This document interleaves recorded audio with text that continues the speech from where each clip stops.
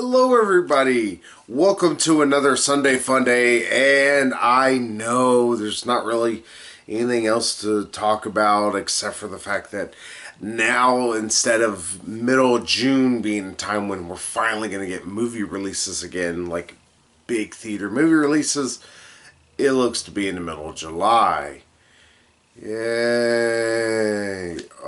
I cannot tell you how happier I would be if I could actually go sit in a theater and watch a movie.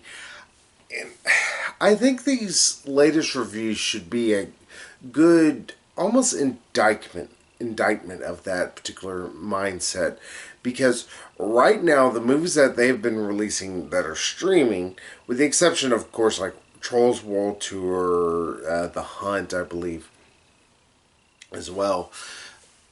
All of these are movies that just happen to have come out. They're not like movies that were released early on to streaming or anything like that. And I know there's a few exceptions to the rule. Like technically Guns Akimbo, it just happened to be released at the same time as it was also released in theaters. But that's kind of almost an exception to the rule, I believe, simply because of the fact that Guns Akimbo had such a limited run. And of course, Trolls World Tour, I'm guessing the movie was already complete, and they're like, ah, fuck it, let's just put it out. And now, because of that, AMC and Universal are in a pissing match. I'm not going to give $20 to Trolls to watch it. I didn't care about the first one. I'm not going to give a shit about this one. And also, The Hunt, it was a movie that has been sitting done for over a fucking year at this point. So I don't give a shit. And also, it doesn't seem to really count. But more what I'm trying to get at, and the reason why I'm kind of vamping for a bit, is the fact that a lot of these movies that we've been getting that are for 2020 are not super great. Like, there's been a few diamonds in the rough, but even then, it's like, it's not that the theater produces so much better quality, but I think Hollywood is still in the mindset that because it's going to be shot on a bigger screen, it means we need to show more care. But if it's going to be shown where people are going to just stream it to a console or their DVD player straight from their TV, who gives a fuck? Let's just crank it out and get it out there. That's very evident with movies like Coffee and Cream, Spencer Confidential, well, for a lesser extent of describing something. There's, out of all the movies that I have watched that are that are available to be streamed, I think I've liked actually two, maybe three if I squint at one really hard. But even then, the rest of them just feel like what most people thought of when it came to a movie that's being streamed. It's cheap. It's shitty. It's very quickly done to make a quick buck. None more so than I think this next film. I call the quotations because one, it is barely 120 minutes. It's not, or not even 120 minutes long. It's barely an hour and 20 minutes long. I don't know why I said 120. Stupid. So it really doesn't quite hit the full length feature. But the other film I'm also going to talk about during this review, or I might talk about in a later review, I'll decide here in a few seconds. You know, it was an actual full-length production. It was 130, or an hour and 30 minutes. Dear God, 130 minutes. Jesus, I'm stupid today. Well, today. And really what I'm going to talk about is the pretty much Hulu-based series Into the Dark.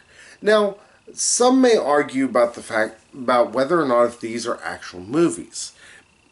Granted, they're all based, what it is the idea of pretty much every holiday, or pretty much day of the year can get a horror film that's semi-centered around it, or at least happens on it.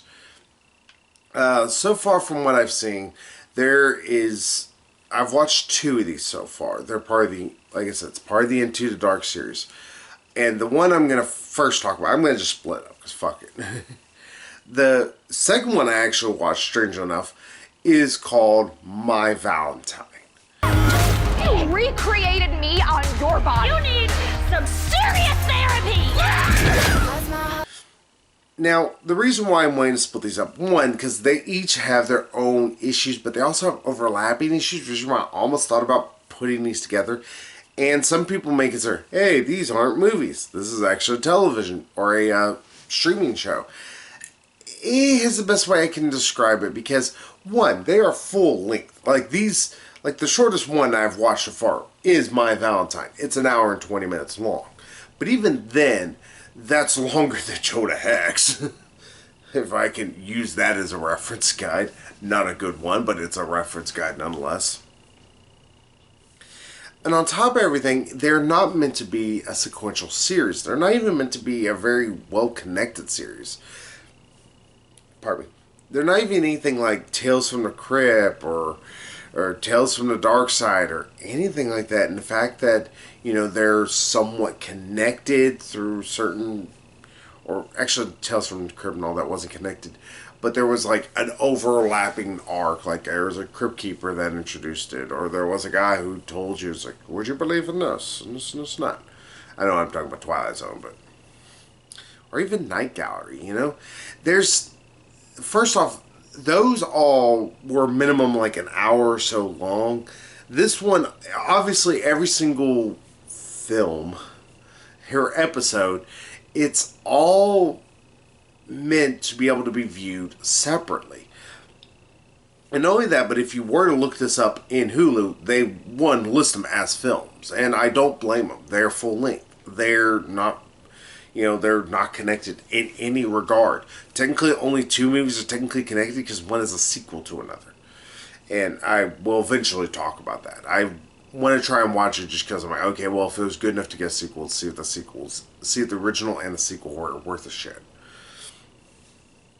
So, I struggle with the idea of considering these movies, but I'm going to say fuck it, because they are full length.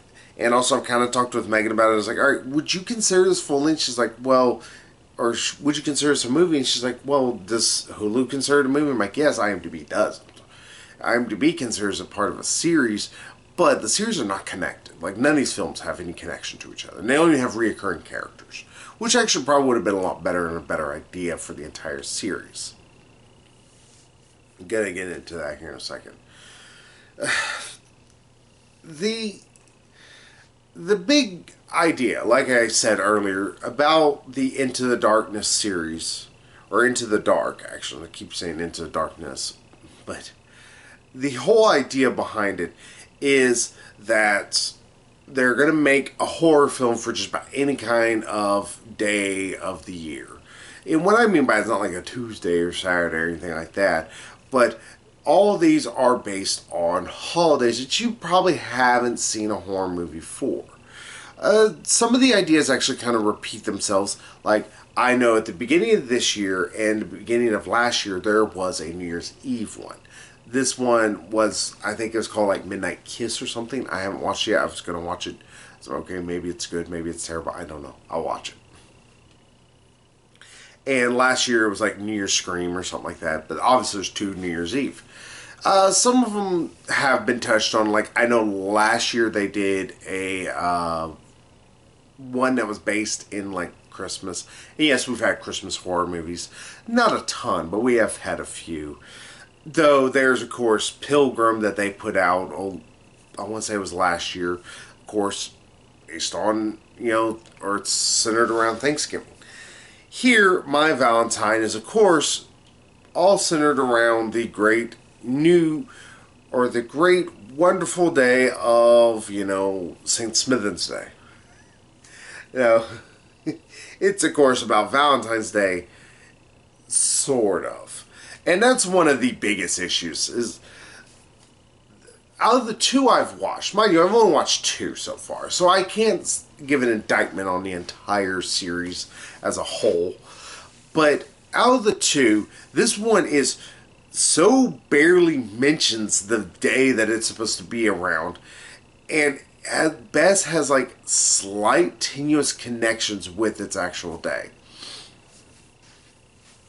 Like, you realize at one point there's this couple where, oh, hey, I got you a gift for Valentine's Day. You didn't, so you're a bad dude. Then they have sex. And there's a whole running plot with them, and it feels like something to pad out the story. Because, honestly, the actual crux of the film, it all revolves around this one girl. What is her name? It escapes me to no end. Oh, Valentine Fox. Yeah.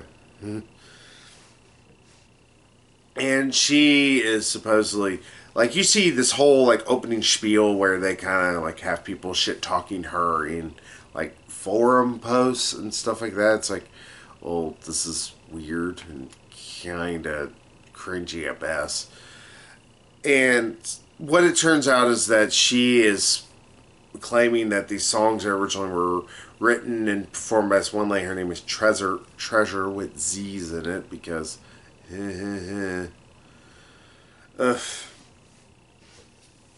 they that these songs supposedly belong to her. She's performing them. That actually was her. And then she doesn't really defend herself in the forums or anything like that, but she is performing them live in person. And she's claiming that she was the one who originally wrote them and all this and that. One of them is called The Knife. And it could have been there's technically like two versions. I will give this much to the film in its credit. The soundtrack for it is not terrible. It's actually, it revolves more and more around its actual central plot. Central plot. I'm going to just use that word. Ugh.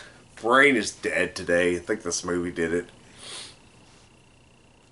But there's numerous little songs. If I can even find them on Spotify, I found them. Though, strangely enough, like, they are so fucking loud. Like, I actually turned down my headphones and I'm like, okay, these are really loud songs. Like, I was listening to, like, In This Moment and a little bit of Motionless in White beforehand. I'm like, okay, that stuff wasn't as loud as this. This is, like, insanely loud. Like, it was buzzing my speakers. It was in my headphones a little. I'm like, okay, it's a little much. But the songs, I'll say, are not terrible. If you want my opinion on the music, it feels kind of like pop music. The Knife is arguably probably the best one out of it. Is the best thing I can say about it.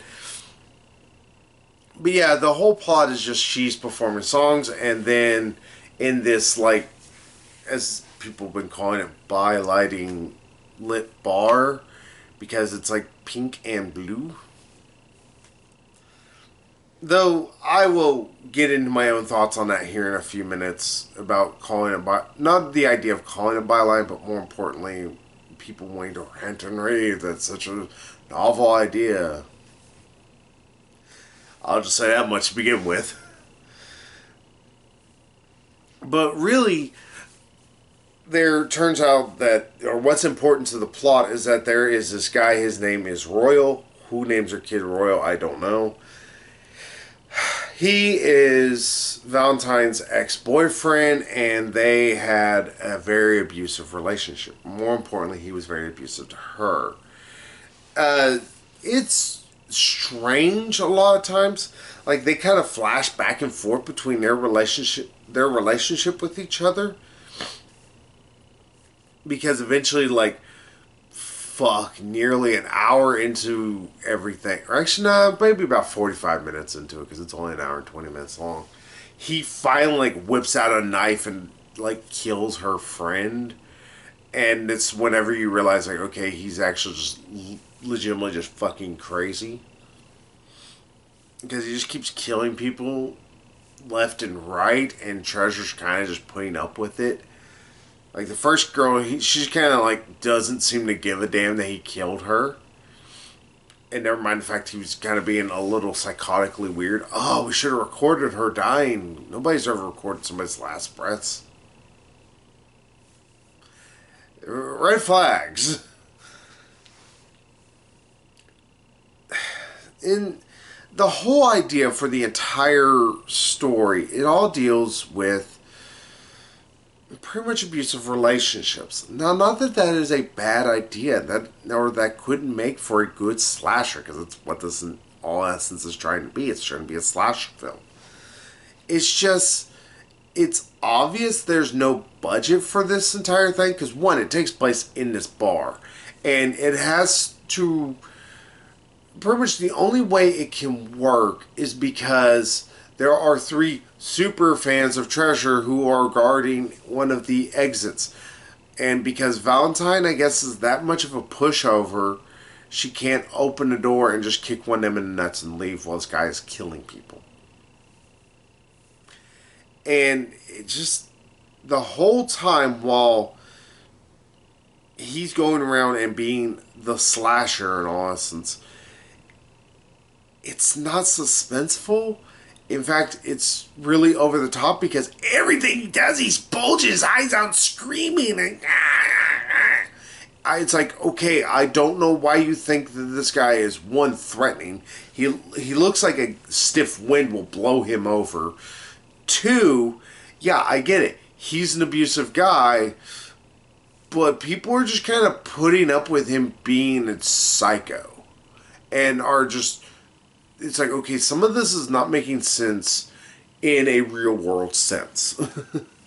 It's like, some of this doesn't work together at all.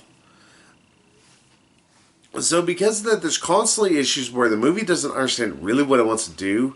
It wants to be this, I guess it wants to be like a cat and mouse kind of game. Like, oh, well, maybe he's trying to find her and she's trying to hide from him or anything.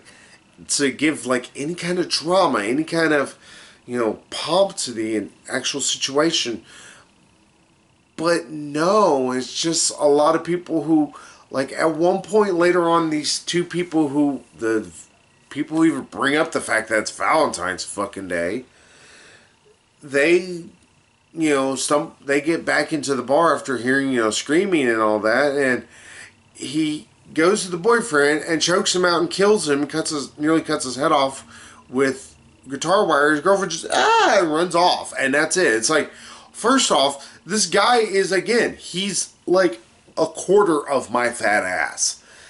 And two, the guy that he killed, he's like easily overpowering him. It's like, okay, it's like, does the man got like retard strength? What the fuck is going on right now? Why is everybody so scared of this little Charles Manson looking wannabe asshole? There's nothing threatening about him. And not only that, but like, he stabs one lady just kind of like in the stomach, and it's like, oh, that's the most lethal spot to stab him. It's like, and it's a knife like this long, so it's like, it's gonna hurt, but she's just like, and dead. It's like, what the fuck? He didn't get stabbed by like the knife from even, Scream, where at least the blade's like that long. Like, it's gonna sever into some shit. And even then, and when they stab people from Scream, they didn't just drop like a hat. And Scream was originally meant to be a parody. What the fuck, movie? And again, it shows the fucking budget of this film. Because one, they couldn't afford a decent knife prop. They couldn't afford a knife that looked at least somewhat intimidative. It didn't look somewhat scary. Anything? Could we not spend more than $14 on a knife? Hell, that didn't even look like a $14 knife. It's like they went to dollar store and went, that one. So you realize that one's like an inch long and it's gonna just tickle people.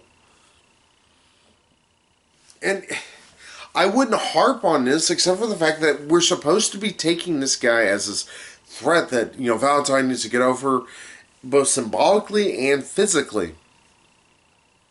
But one, she isn't the one who even ends the threat. It actually ends up Treasure finally gets tired of his abuse and sort of turns around, but she's still kind of psychotic in her own way. In the fact, like, she's like claiming that Valentine needs to stop performing songs. It's my song, that's my stuff. It's like, okay, so this is fucking out of left field, except for I guess it's trying to explain the reason why she put up with Royal killing people. And on top of everything, you have all the shit where Valentine's just kind of, and I give the lady who actually, was trying to play Valentine this much. She does decent with what she's given, but I don't think she was willing to, like, duck or hide or get into shit or anything, because she never is, like, trying to, like, hide in this entire, like, bar scene. Not only that, but there's nowhere for her to go, and there's two sets in all essence. There is the bar set with the stage and, like, little area for people, common area for people to gather around. And then there's behind it where there's, I guess, like a kitchen area, and that leads to one other guy who ends up getting killed, who I honestly forgot he was even in the movie. Because he came up once, did something for Royal, and then, oh, John, there's people dying. Gonna just sit on my phone, and suddenly, oh, don't know what's going on. I'm sitting there with 911, and they should be able to hear me getting into a struggle and somehow getting overpowered by a guy who weighs 116 pounds.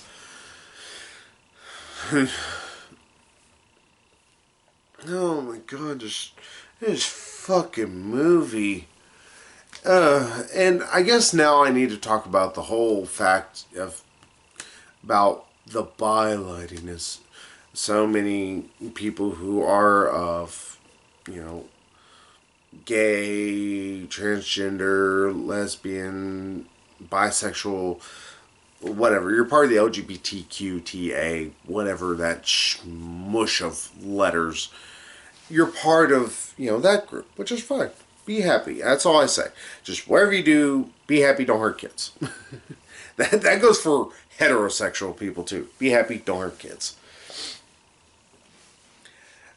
It doesn't add anything to the film.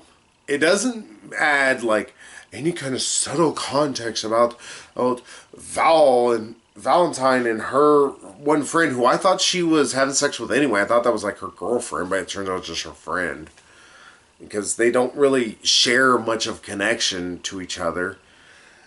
And it's like, okay, that would have been fine, if you just made them girlfriends. Like, one of the things she helped to learn was, throughout all of this, maybe she learned that she actually, not only did she not love him, she wasn't even physically attracted to him. It's like, that actually would have been a stronger message and even better usage of the effect of bylighting. But other than that, it's just a thing to exist to show that everything is pink and blue. Wee wee wee. It adds nothing except for it makes the entire film, with the exception of the scene in the kitchen, all look the fucking same. There's entire moments where everything just looks like it's pink and blue, to where sometimes I kind of start getting certain characters confused with each other. It did not help that Valentine's hair is blue, Treasure's hair is blue, and just so many times I was like, I don't know who is who. I don't know why I should want to give a shit about half of what is happening right now. And second of all, it's like, all these characters are kind of dumbasses. There's a reason why certain slashers stick in the brain. There's a reason why they're memorable. There's a reason why you actually care about the heroine. Hell, other movies such as like Maniac, or even in Halloween, for lack of a better way to describe it, though I will admit I have not watched all of Halloween. Fully admit that is one of the few slashers I've never finished. Yeah, just when I watched it, I was like young at that time. I was like, oh, scary. Just never got a chance to go back to it yet. But here, it's like, the slasher, the villain is not memorable in any regard, except for the fact he's really, really fucking over the top the entire time, and just psychotic, just for psycho's sakes. And the whole underpinning of it is dealing with abusive relationships. That is fine. That actually would have been a great idea for a slasher flick set in a Valentine's Day, like horror film. That would have actually been really damn good. The entire idea sounds fantastic. The problem is, it's all centered in one area. Like, if this would have been spaced out, like, by the end of it all, it showed, like, Royal was the one who was killing people. Like, maybe he's killing people that are near to Valentine. But make it obviously look like it is her doing it. So that way he can show, I'm the only one that can be there for you. I'm the one that actually is helping you, and blah, blah, blah. You know, anything like that. You know, space this out over a few days. There's a reason why the best slash, or the more well-known slashers, don't happen in one night. Like, there's one I can sort of think of, and even then, it's hard to call it a slasher. Sort of is. And that's Black Christmas. But even then, that one does something unique with the entire idea. And of course, I'm talking about the 1974 original, because fuck that remake. Both of them, actually. But it's one of these where this needed room to breathe. It could have breathed plenty well. It could have been an easy, quick, breezy, hour and a half long film that still would have got across all the points it wants to. The fact there's an overbearing, jealous boyfriend. You could have actually went more into the relationship between the guitarist, who she doesn't really play guitar, which is kind of weird. She kind of strums along, and it looks like, okay, well, that's not going with the notes are going, or the music that's going on, but, you know, fuck it. Let's just have the handicapped person up there. Sorry. But all in all, it's just, you're like, well, why don't I have some more context beyond, obviously, this, you know, flashbacks? I think, actually, if you cut out the flashbacks, space this across a few days or anything like that, you would have had, I think, a lot better of a movie. You would have had a lot more interesting of a slasher flick. It might have been, at worst, slightly generic, but here, it's not just generic, it's inept. Like, this is a film that very obviously the director and the writers did not understand how to make this stretched. Instead, they padded the fuck up. There's a whole lot of dumb stuff that tends to happen throughout the entire thing. And ultimately, by the end of it all, you don't give a shit. That's the worst problem, is like, you don't care about any of the characters. There's nothing truly interesting that happens with any of them. There's never anything particularly memorable that happens beyond you say, well, this person died, and this person died, and this person died. And it's like it just randomly will kill some people, because it's like, oh yeah, I forgot, we're a slasher, we need a body count. Which, it's like, okay, you do realize, like, a movie like Nightmare on Elm Street, Yo, had 3 people die. Technically 4 if you want to include Nancy's mom. Or not Nancy's mom. Yeah, it's Nancy, isn't it? I can't remember. Blake on her, what she was actually her name. But it's like, there needs to be some, for lack of a better way to put it, there needs to be some consequences to everything. There needs to be something to the movie. And by the end, there's nothing to this. It's as vapid as all the pop songs that are supposed to be made by this. It just ends up being just this worthless kind of film. And honestly, it's kind of tiring to watch. Like, it's only an hour and 20 minutes long. It feels fucking longer than that. It feels really fucking tedious. Oh, God. And again, it does not help that I get that this is a direct to streaming, it's Hulu's producing and everything. Maybe Hulu's got no money now. I don't know. It's like they had $13 and a camera to shoot this, and that's it. Because, dear God, the movie feels super, super fucking cheap. Again, there's one set. That's it. There's nothing else to the movie. There's just the one set, and technically, I guess, the behind area. That's it. We couldn't afford anything, I guess. Ugh. If I gave negative stars, this would get one. And at least, because, dear God, this is such a sit to try and get through. And this is indicative of the issues that we've had with horror films lately. especially slasher flicks. Again, there's a lot of stuff that's kind of been tried and true or been done to death. But what I described in terms of trying to recreate the movie would still give you some great symbolism. You could have used that lighting to better effect. And honestly, you would have had a much, much scarier film. And also, you would have had a film that would have honestly been a lot more interesting. You could have then probably got more interesting with the kills. You could have done anything.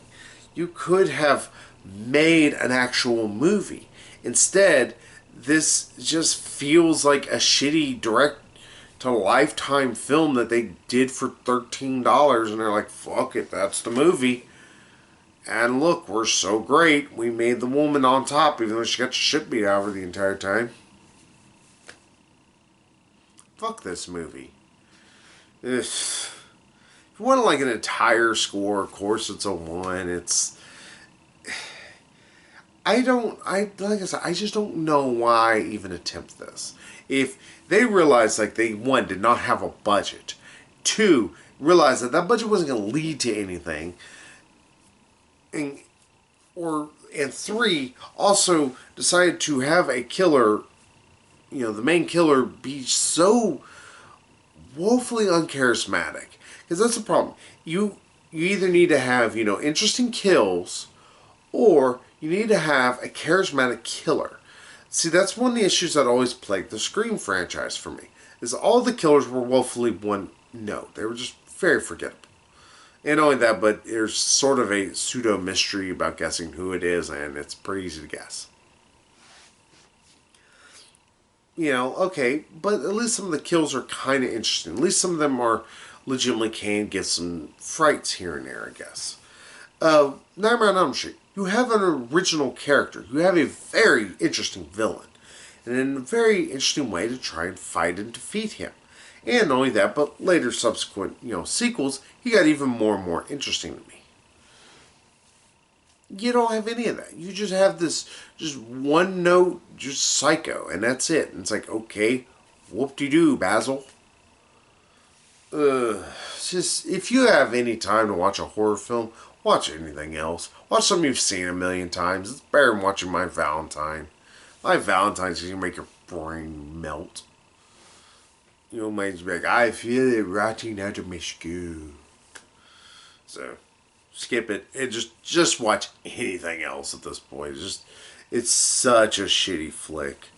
It's actually kind of tiring to talk about it. But hey, that's my first review of one of the Into the Dark movies. Let's talk about something else here in just a few seconds. Just need to give myself a minute. So I gotta cut it apart. But hey, I will see you here in just a few seconds with something a little bit creepy and crawling. But hey, I'll see y'all later. So bye-bye, everybody.